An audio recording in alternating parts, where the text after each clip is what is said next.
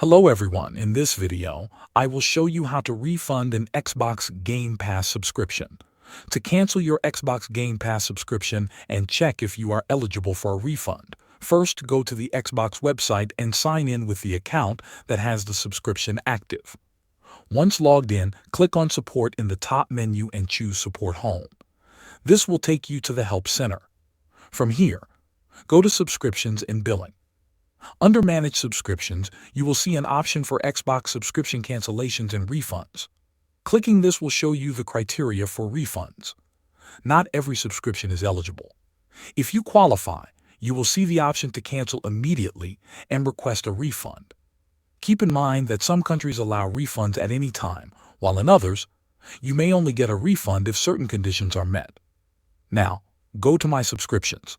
You will see a list of all your subscriptions, including Xbox Game Pass. Select the Game Pass subscription, then click Manage and choose Cancel. If you are not eligible, you can still cancel to stop future charges, but you may not receive a refund. So that's how you can request a refund for your Xbox Game Pass subscription. Thanks for watching.